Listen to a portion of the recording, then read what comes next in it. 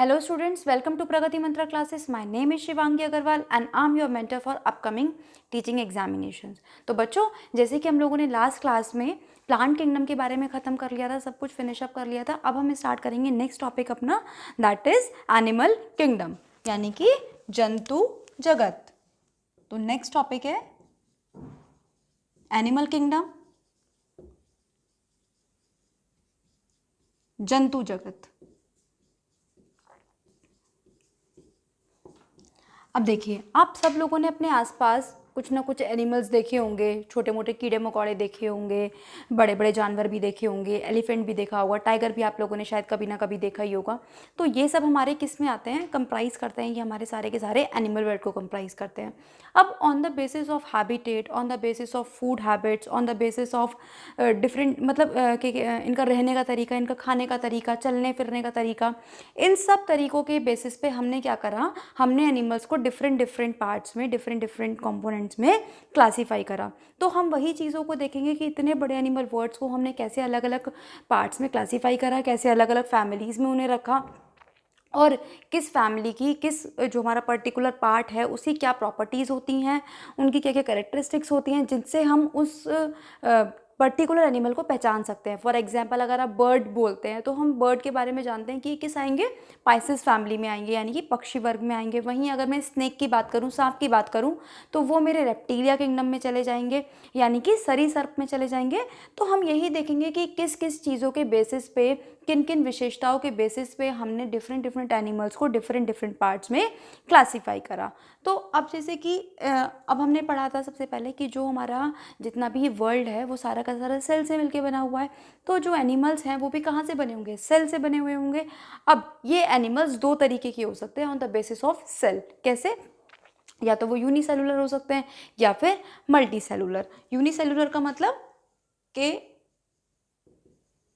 या तो वो एक कोशिकीय हो सकते हैं या फिर बहुकोशिकीय.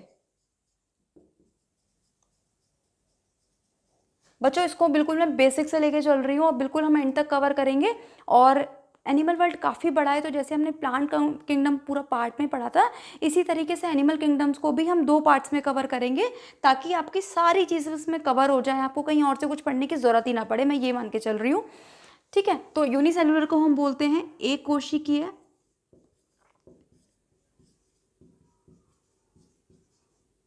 और इसको हम बोलते हैं बहुकोशिकीय. ध्यान रखना बच्चों, इसको हम एक नाम से और जानते हैं, मेटाजोआ. मेटाजोआ, हिंदी में इसको इसी तरीके से लिखा जाएगा, मेटाजोआ. ठीक है. अब यूनिसेलुलर नाम से आपको समझ में आ रहा है कि एक सेल से मिलके बने हुए होंगे. फॉर एग्जांपल, अमीबा वगैरह जितने भी जो हमारे सूक्ष्म जीवी होते हैं, माइक्रो ऑर्गेनिजम्स होते हैं, वो सारे के सारे हमारे लगभग इसी कैटेगरी में आएंगे. बाकी अगर मैं मल्टी सेलुलर की बात करती हूँ, तो मल्टी सेलुलर का मतलब कि जो हमारे बहुत सारी कोशिकाओं से मिलके बने होंगे या एक से ज़्यादा कोशिकाओं से मिलके बने होंगे, वो आते हैं हमारे सारे मल्टी सेलुलर में. जितने भी आप अपने आसपास एनिमल्स को देख पा रहे हो, इवन जो हमारा ह्यूमन है, हम इटसेल्फ है, हम लोग भी, वो भी हम सब किस में आते हैं, मल्टी सेलुलर में आते हैं.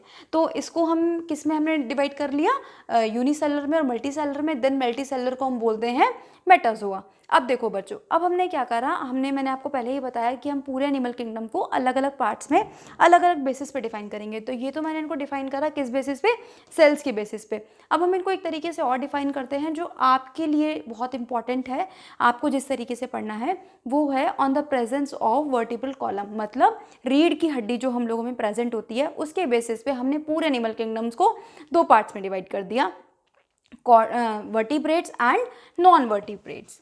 तो नेक्स्ट क्लासिफिकेशन लेते हैं हम इसमें एनिमल किंगडम में, on the basis of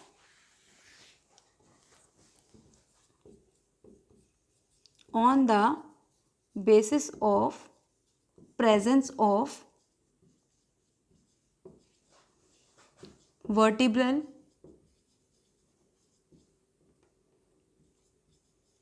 column, यानी कि रीढ़ की हड्डी के आधार पर.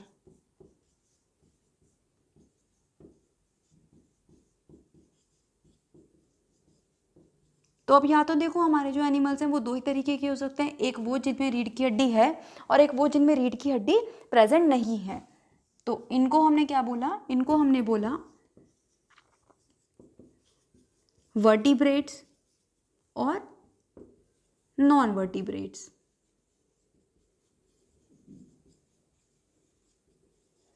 इसको हम हिंदी में क्या बोलते हैं बच्चों, मेरु, रज्जु युक्त, और इसको हम बोलते हैं मेरु रज्जु विहीन। अब बच्चों जो मेनली आपके सिलेबस में पार्ट्स है वो हैं आपके वर्टिब्रेट्स वाले, जो आपके सिलेबस में 1st to 5th वाली कैटेगरी में आपको दिए हुए हैं, पर्यावरण में आपको दिए हुए हैं। वैसे मैं इसमें बता देती हूँ, उसमें जो हमारे एनालिड्स वगैरह होते हैं, यानी कि जो हमारे कॉकरोच होते हैं, या आपने देखा होगा लीच होती है, अर्थवॉर्म होती है, वो मेनली हमारे इस कैटेगरी में आते हैं। स्नेल्स हो गए, वो सब इस कैटेगरी में आते हैं नॉन वर्टिब्रेट्स, यानी कि उनमें जो रीढ़ की हड्डी होती है वो प्रेजेंट नहीं होती। तो on the basis of vertebrates, ठीक है, वर्टिब्रल कॉलम, हमने इनको 5 पार्ट में डिवाइड किया फर्दर। पहला था जिसमें कि पाइसेस, यानी कि मत्स्य वर्ग, ठीक। देन आए हमारे एम्फीबियंस, यानी कि उभयचर। Then reptiles, सरीसर्प।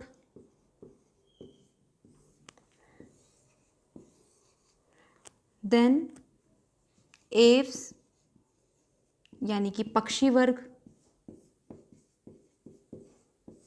And the last mammals, यानी कि स्तनधारी।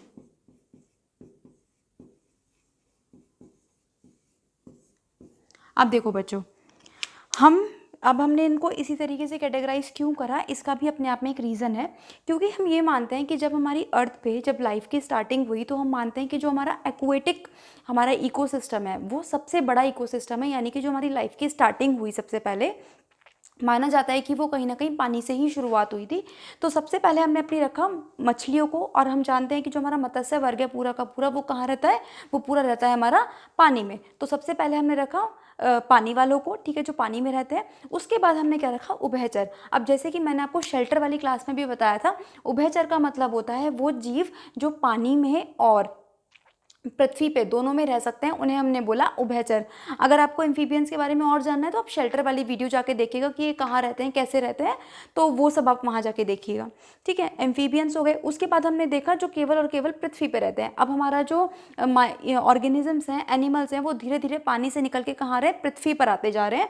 तो पाइसेस के बाद एम्फीबियंस, देन एम्फीबियंस के बाद हमारे रेप्टाइल्स आए। अब हमने धरती पर रहने वालों की बात कर ली। इसके बाद आते हैं जो हमारे आकाश में रहते हैं, यानी कि पक्षी वर्ग पूरा का पूरा। And the last one is mammals. इसीलिए जो हमारे मैमल्स होते हैं बच्चों, वो सबसे ज़्यादा माना जाता है कि सबसे ज़्यादा डेवलप्ड होते हैं। और मैमल्स में भी सबसे ज़्यादा डेवलप्ड किसको माना जाता है, वो माना जाता है ह्यूमन बींग्स को, यानी कि हम लोगों को माना जाता है कि हम मनुष्य सबसे ज़्यादा इंटेलिजेंट हैं जितना भी हमारा एनिमल किंगडम है, और सबसे ज़्यादा डेवलप्ड प्राणी हैं, ठीक है, विकसित प्राणी हैं। तो ये थे हमारे कैटेगरी। अब हम इनको बच्चों बिल्कुल डिटेल में एक एक चीज़ पढ़ेंगे कि पाइसेस की कैरेक्टरिस्टिक्स क्या होते हैं, इसमें कौन कौन से एग्जाम्पल्स आते हैं, कौन कौन सी फिशेस आती हैं, इन सब के बारे में एक करके देखेंगे। तो अगर आपको वीडियो पसंद आ रहा है तो लाइक करना ना भूलें, चैनल को सब्सक्राइब करना ना भूलें, अपने फ्रेंड्स के साथ भी शेयर करना ना भूलें, ठीक है। लेट्स मूव टू पाइसेस, यानी कि मत्स्य वर्ग।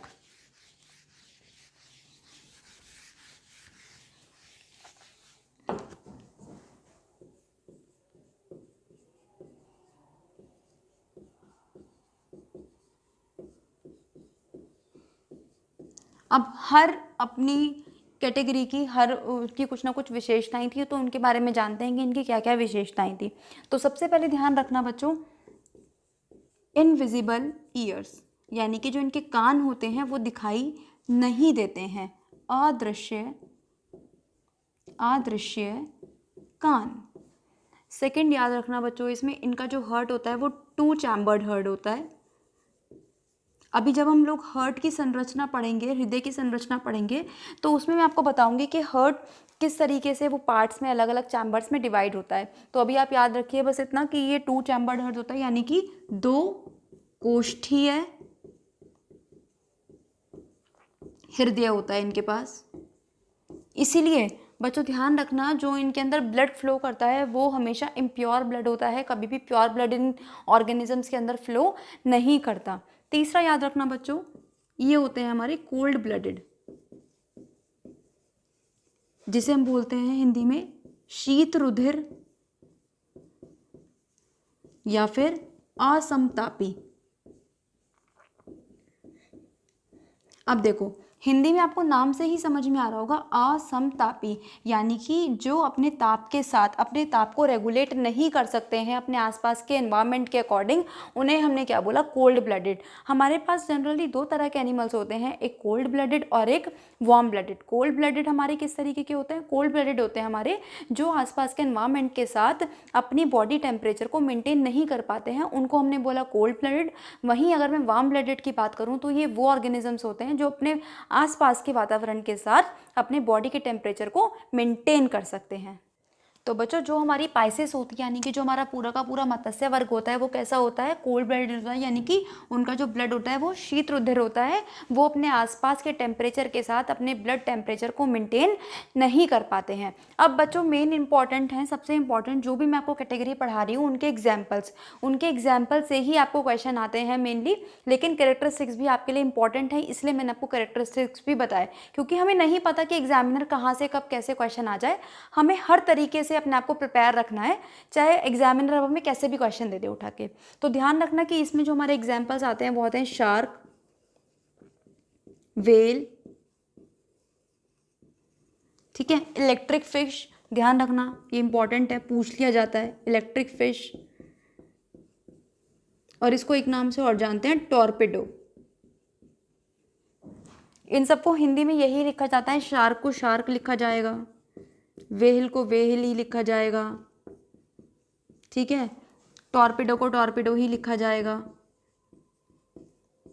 तो ये था बच्चों आपका पाइसेस यानी कि मत्स्य वर्ग।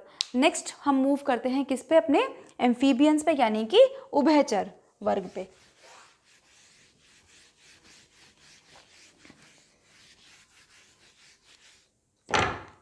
Next we will move on to amphibians,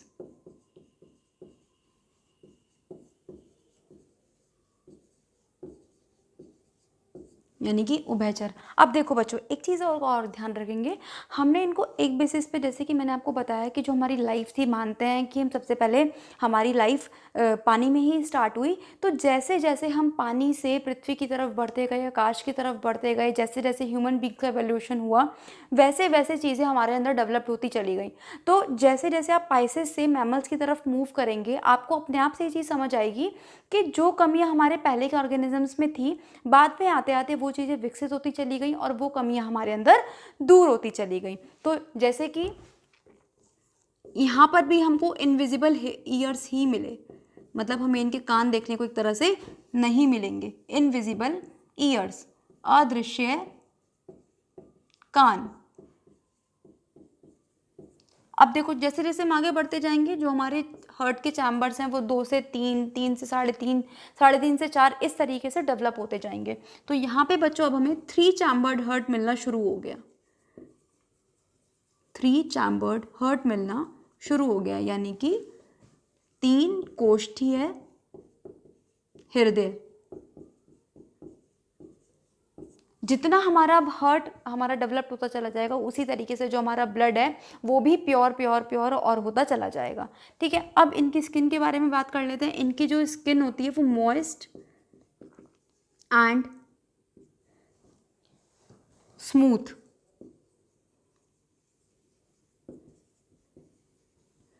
यानी कि हिंदी में अगर मैं बात करूं तो नम और चिकनी त्वचा होती है इनकी।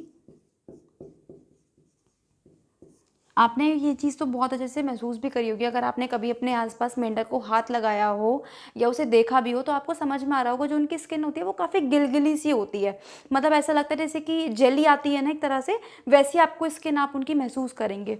तो ये जो इनकी स्किन होती है वो इसीलिए ऐसी होती है, उसी को हमने लिखा है यहाँ पे moist and smooth skin. Next अब इसके हम चलते हैं ब्लड की तरफ। तो ये भी बच्चों कोल्ड ब्लडेड होते हैं, ध्यान रखिएगा,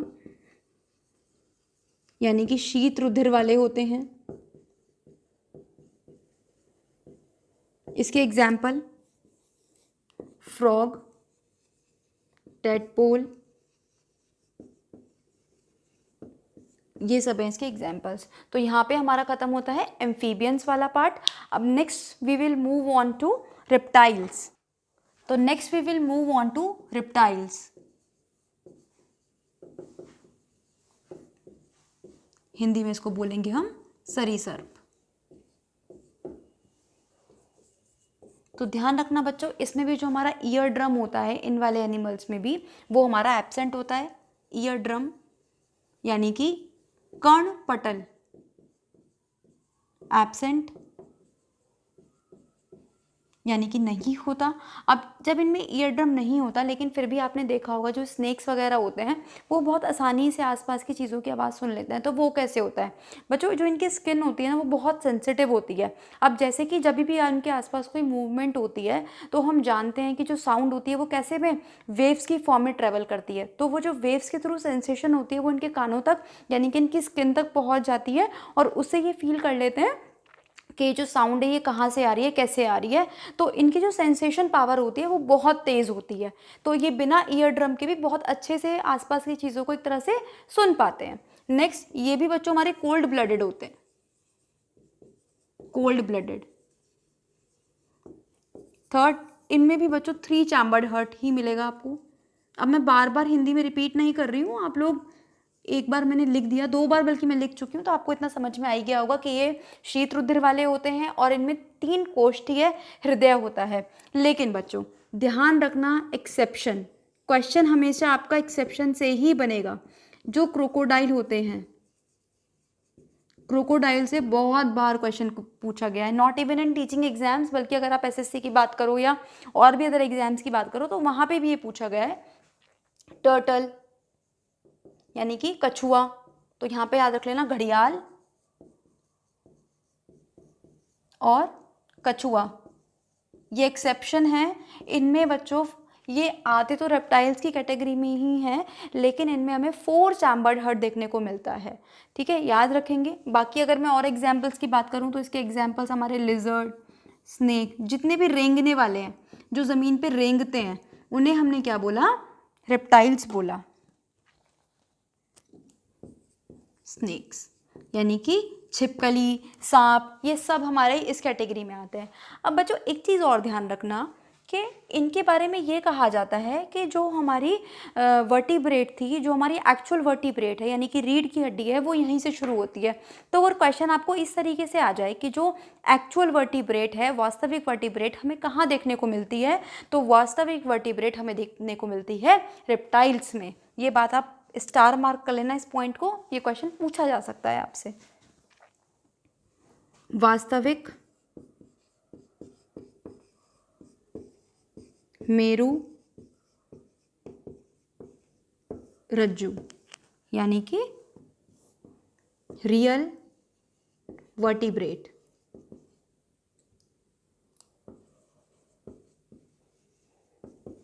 इसका मतलब ये नहीं है कि जो मैंने आपको पिछले 2 पढ़ाए हैं कि उसमें वर्टिब्रेट्स नहीं होती।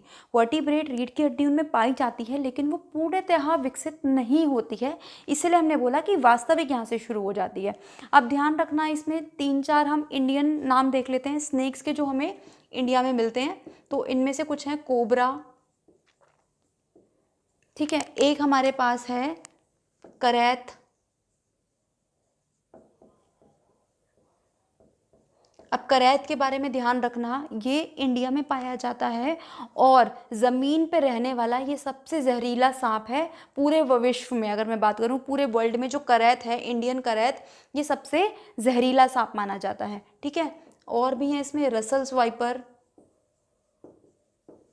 ये सब स्नेक के नाम हैं जो इंडिया में पाए जाते हैं और जो जहरीले भी हैं काफ़ी। सॉ स्केल वाइपर, इन्हें हिंदी में इसी तरीके से लिखा जाएगा बच्चों, कोबरा को कोबरा ही लिखा जाएगा, रसल्स वाइपर को रसल्स वाइपर ही लिखा जाएगा। ठीक है, अब एक बात और ध्यान रखना, एक और सांप हमें इंडिया में मिलता है, वो होता है अजगर। ध्यान रखना, इसके अंदर कोई जहर नहीं होता, नो पॉइजन। ठीक है। तो फिर ये इंसान को कैसे मारता है, ये इंसान के चारों तरफ लपेट के, आपने देखा भी होगा बहुत सारी मूवीज़ में, ठीक है। एक बहुत पुरानी एक मूवी आई थी करके, जानी दुश्मन करके, कि वो सांप वो अलग अलग रूप ले लेता है और वो सांप को ऐसे लपेट लपेट के मार देता है, आप लोगों ने आई होप देखी होगी, ठीक है।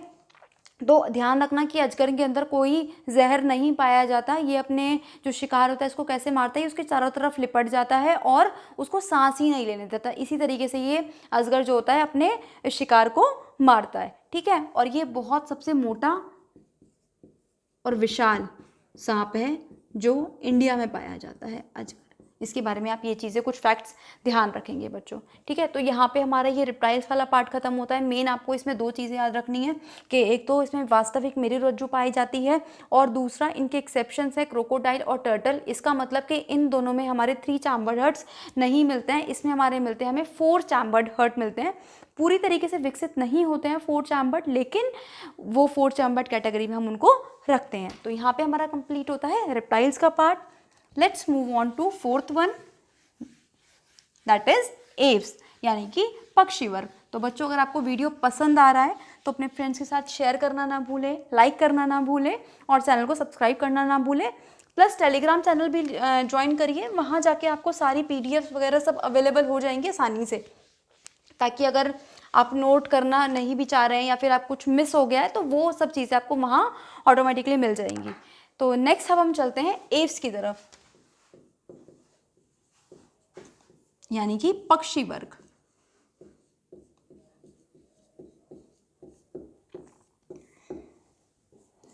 अब धीरे धीरे यहाँ चीज़ें डेवलप होना शुरू हो गई हैं, यानी कि अब इसमें आपको ईयर्स देखने को मिलने शुरू हो जाएंगे। और ध्यान रखना कि ये कैसे होते हैं, ये हमारे वार्म ब्लडेड होते हैं, यानी कि समतापी होते हैं। अब इसका मतलब ये अपने आसपास के एनवायरनमेंट के साथ अपने बॉडी टेम्परेचर को रेगुलेट कर सकते हैं, उसे मेंटेन कर सकते हैं। अब इन सब में हमें 4 चैम्बर्ड हर्ट देखने को मिलेगा। ध्यान रखिएगा कि हमें 4 चैम्बर्ड, यानी कि अब इसमें जो हमारे हृदय है वो कैसा होगा, 4 कोष्ठीय वाला होगा। अब उसके 4 पार्ट्स होंगे, यानी कि जो इनमें ब्लड फ्लो होगा वो कैसा होगा, प्योर फॉर्म में होगा। अब देखो बच्चों, एक चीज़ और ध्यान रखना इनके बारे में स्पेशल, हमारी ना 4 लिम्स होती हैं। अब 4 लिम्स से मेरा क्या मतलब है, जो मेरे 2 हाथ और 2 पैर हैं, ये चारों चीज़ें मिलकर बनाती हैं लिम्स। तो हमारे पास कितनी लिम्स होती हैं, 4। लेकिन जो हमारी बर्ड्स होती हैं उसमें जो हमारी आगे की लिम्स है, यानी कि जो हमारी अग्रपाद हैं, वो किस में कन्वर्ट हो जाते हैं, वो कन्वर्ट हो जाते हैं विंग्स में, यानी कि पंख में। तो ध्यान रखना कि जो हमारे 2 लिम्स वो किस में कन्वर्ट हो रहे हैं, विंग्स में कन्वर्ट हो रहे हैं। 2 अग्रपाद क्या बन जाते हैं हमारे यहाँ पे, पंख बन जाते हैं, जिसकी वजह से जो पक्षी वर्ग होता है ये आसमान में उड़ पाता है। एक चीज़ और आप ध्यान रखेंगे कि ये ओवी पैरस होते हैं। अभी तक बल्कि हमने जितने भी पीछे के पढ़े वो सारे के सारे हमारे ओवी पैरस होते हैं। ओवी पैरस का मतलब क्या होता है, हमारे पास 2 कैटेगरी होती हैं बच्चों। देखो ये कुछ चीज़ें ना बीच में ऐसी आती रहेंगी और हम इसको यही क्लियर करते चलेंगे। तो हमारे पास 2 तरीके के एनिमल्स होते हैं, एक होते हैं ओवी पैरस और एक होते हैं वीवी पैरस।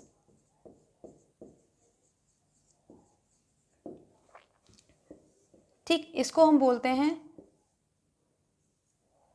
अंडज युक्त और इसको हम बोलते हैं जरायुज। ठीक है, अब इसका मतलब क्या है, ओवी पैरस, देखो ये ओ से समझ जाना, ये ओ कैसा दिखाई दे रहा है आपको, एक एग जैसा, यानी कि ये एग देते हैं और एग से इनके बच्चों का जन्म होता है। वहीं अगर मैं वीवी पैरस की बात करूं तो यहाँ पे अंडे नहीं होते बल्कि पूरे बच्चे का जन्म दिया जाता है। यहाँ पे डायरेक्ट बच्चा पैदा होता है और यहाँ पे क्या होता है कि अंडे के थ्रू जो उनका आगे प्रोजेनी बढ़ती है, आगे इनकी लाइफ जो बढ़ती है। तो ध्यान रखना ये ओवी पैरस होते हैं, यानी कि ये अंडे देते हैं। अभी तक हमने बाकी जो 3 कैटेगरी पढ़ी थी वो सारे के सारे भी अंडे ही देते हैं। अब मैंने आपको बताया ना धीरे धीरे चीज़ें डेवलप होंगी, पहले हमारे पास अंडे देने वाले आए, फिर हमारे पास धीरे धीरे धीरे करके वीवी पैरस एनिमल आए, यानी कि जो डायरेक्ट बच्चों को जन्म देने लगे। ठीक, अब बच्चों इनके कुछ एग्जाम्पल, तो जैसे कि ईगल, वल्चर, स्पैरो, पीजन, जितनी भी आपके बर्ड्स आपको आसपास दिखाई देती हैं, जितनों को अभी आप नाम जानते हो, वो सारे के सारे हमारे पक्षी वर्ग में आएंगे। लेकिन अब जैसे कि अब आप जानते हो जो पक्षी वर्ग होता है हमारा वो उड़ पाता है, लेकिन कुछ हमारे पास बर्ड्स ऐसी भी होती हैं जो उड़ नहीं पाती। अब उसके 2-3 रीजंस हो सकते हैं, जैसे कि या तो उनका वेट बहुत भारी हो, या फिर उनका जो साइज़ है वो इतना बड़ा है कि वो अपने वेट को कैरी ही नहीं कर सकती। तो इन रीजंस की वजह से कुछ बर्ड्स ऐसी भी हैं जो नहीं उड़ पाती, तो आपको उनके नाम याद रखने हैं। ऐसी कौन कौन सी हैं एक्सेप्शन जो उड़ नहीं पाती हैं? एक तो ऑस्ट्रिच यानी कि शतुरमुर्ग, एमू, कीवी, ये नॉन फ्लाइंग बर्ड्स हैं हमारी जो आसमान में नहीं उड़ पाती हैं। शतुरमुर्ग, एमू, ठीक है, कीवी, ये सब बर्ड्स बच्चों याद रखने ना, ये नॉन फ्लाइंग बर्ड्स होती हैं, आसमान में नहीं उड़ पाती हैं। अब एक दो चीज़ें और कि हमारी जो सबसे छोटी बर्ड है उसको हम बोलते हैं स्मॉलेस्ट। स्मॉलेस्ट बर्ड, उसका नाम याद रखिएगा, हमिंग बर्ड।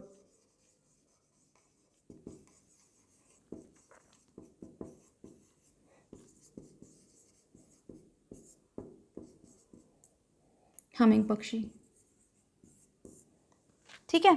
और बच्चों यही बर्ड एक ऐसी बर्ड है जो कि उल्टी डायरेक्शन में भी फ्लाई कर सकती है। मतलब सारी बर्ड की मान लो आईज इधर हैं तो ये इसी डायरेक्शन में जाएंगी, लेकिन हमिंग बर्ड एक ऐसी बर्ड है जो कि बैकवर्ड भी मूव कर सकती है आसमान में। तो इनके बारे में ये सब चीज़ें याद रखना। और एक और चीज़ याद रखना कि एक बर्ड ऐसी है जो हमारी एक्सटिंक्ट हो चुकी है, यानी कि विलुप्त हो चुकी है, उसका नाम है डोडो, डोडो बर्ड।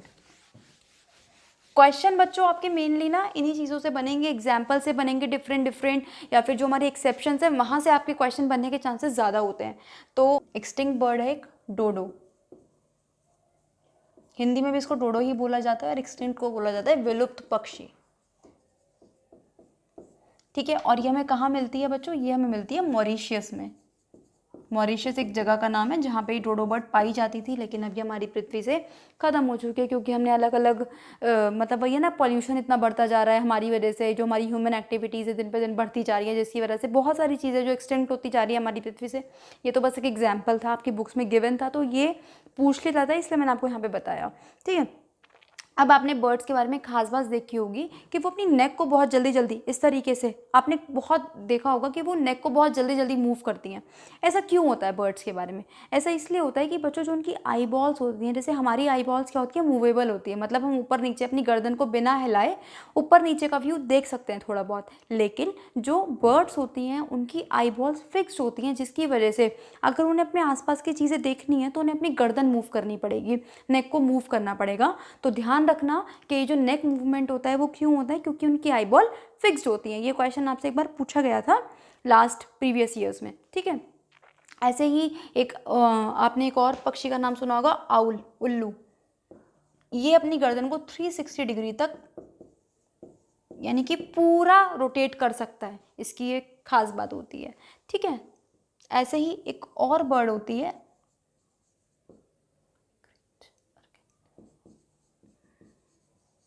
ठीक है, अर्गुट बर्ड, ठीक है। अब इसके बारे में बच्चों एक खास चीज़, ये आपको जो बर्ड है ये आपको जनरली कहाँ देखने को मिलेगी? जितने भी हमारे कैटल्स होते हैं यानी कि जो मवेशी होते हैं वहाँ पे देखने को मिलेगी। ये अब देखो ये कैसे काम करती है, फिर आपको आसपास ये मवेशियों के आसपास क्यों देखने को मिलती है? तो उसका रीज़न ये है कि ये ना सिम्बायोटिक रिलेशनशिप पे काम करती है। अब ये सिम्बायोटिक रिलेशनशिप क्या होता है? तो सिम्बायोटिक रिलेशनशिप ध्यान रखना किसके साथ शो करती है? पहले तो ये कैटल्स के साथ शो करती है, यानी कि मवेशी क्या शो करती हैं दोनों मिलके? सिम्बायोटिक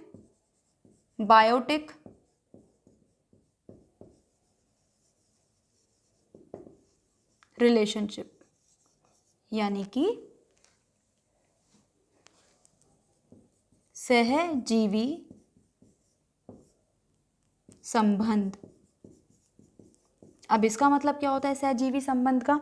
देखो सिम्बायोटिक रिलेशनशिप आप और भी जगह पे पढ़ोगे।